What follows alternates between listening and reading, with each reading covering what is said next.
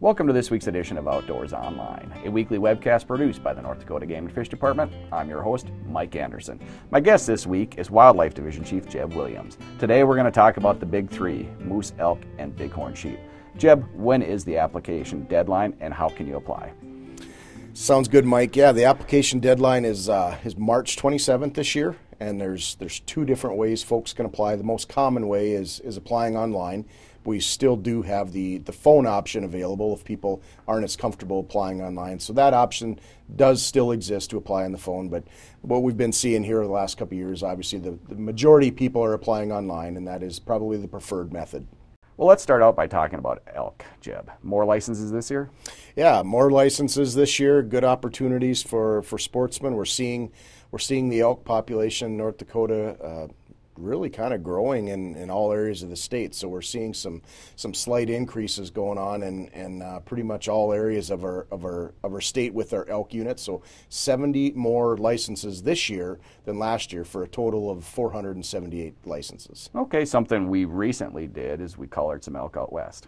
Yeah, very interesting project. And one of the things out in the western part of the state, we've just seen a lot of changes with elk in the last 10 years or so, you know, going back to the herd reduction in Theodore Roosevelt National Park, and then still having some elk on the outside of the park, obviously, in different areas of the western part of the state that we're seeing some small little groups that were born outside of the park. And then the big question was going to be, are these elk still going to be dependent on the south unit of the park? Lots of different questions. And as an agency, it is our responsibility to know as much as we can, and always trying to know more about everything we do. And this is one of the ways we're doing that in the western part of the state with elk. Okay, let's talk about Unit E6, Jeb. That's the Standing Rock unit. We've had that for a couple of years. How did that go this last fall? Went good. So the first year we started with 7 licenses. Last year we were at 14 licenses, and we're going to stay put at 14 licenses this year. Still some good things going on down there with with the department's interaction with private landowners, with the Standing Rock Sioux tribe, and still a good situation, a good opportunity for people for having extra elk opportunity in North Dakota, although it's a small one, and we don't ever envision it being, much larger, much more opportunities than maybe what there are now, although that, there's room for a little bit more, but it's a smaller area as far as what that habitat can actually hold with elk numbers, but still seeing good elk numbers in that area with our surveys, and yeah, just trying to put together a good partnership here over these last number of years, which we think we have, but it's something that we continue to need to learn more about as we move on too. Okay, let's move on to moose. Moose, yeah. So we're setting another record year with moose as far as licenses. Last year we issued a record number of moose licenses in the North Dakota since the season began in 1977. And this year we're issuing another record number of licenses at 479 licenses. The last couple of years we've really been concentrating on units M9, M10, and M11. And that's really where the increases have come from, of those areas where we've seen a growing moose population to the point of where we're actually trying to cut into that population, and have been for the last couple of years. But boy, moose just continue to respond really well up there as far as high production rates, good recruitment rates, and so something it's been hard for the department to kind of catch. And so we're continuing to try to do that as far as trying to work with the landowner tolerance a little bit in some of those areas, which we feel in some areas we've probably exceeded. Okay, there are still 2 units that are closed? Correct. 2 units that are closed. Some of the more traditional units in North Dakota where moose were once doing really well and not so much. And then we have other parts of the state that moose are doing exceptionally well that haven't normally been in that part of the state. So, yeah, definitely some changes over the number of years with moose for sure. These are a once-in-a-lifetime licenses. So is there any way to better your odds of getting drawn? Absolutely is. And I know that myself included, people would love to have a bull elk, a bull moose license, no doubt about that, but your odds of drawing those are slim.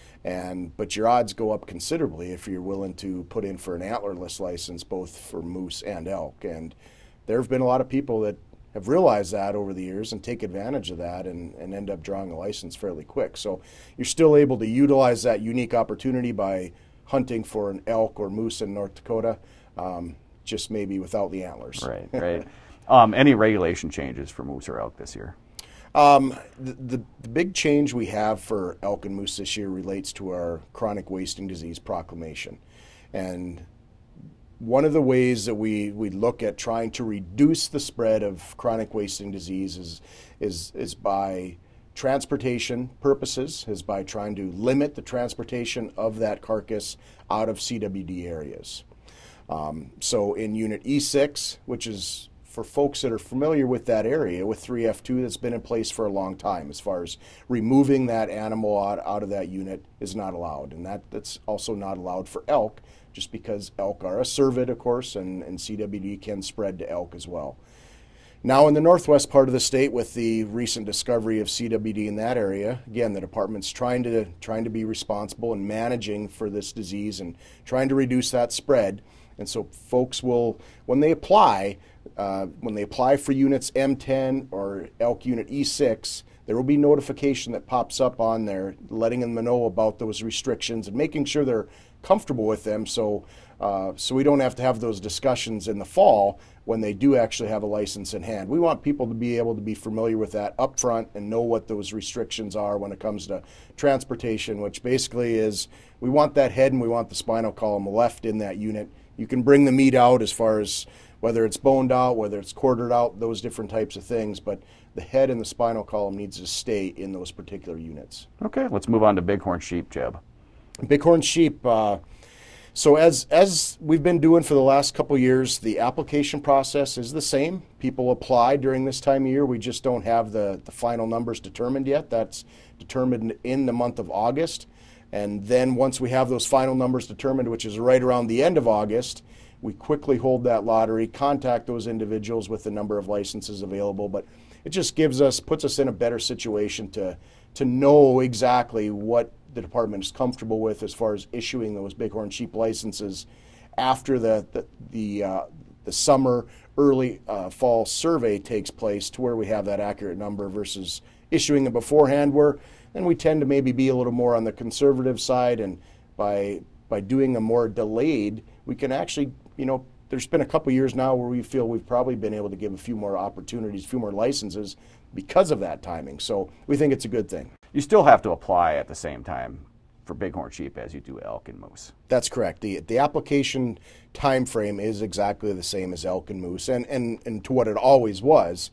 It's just that the determination of licenses is not known yet. We put a range of licenses in our proclamation, and then we determine that in August and get a hold of folks, hold the lottery, get a hold of folks at the very end of August, beginning part of September. And one thing people should keep in mind is there is no refund if there is no season. That's correct, and that's something with bighorn sheep. We've dealt with some disease issues, things like that in the past, where it's another reason we maybe wanted that delayed approach as well, just to make sure that we're not issuing somebody a license and then they're sent out in the field and there's not very many bighorn sheep left, or there's some diseased sheep out there that somebody doesn't have very good experience with. And so yeah, it's one of those things that it gives us a better opportunity to just evaluate that situation. A lot of good information, Jeb. Thank you. Thank you.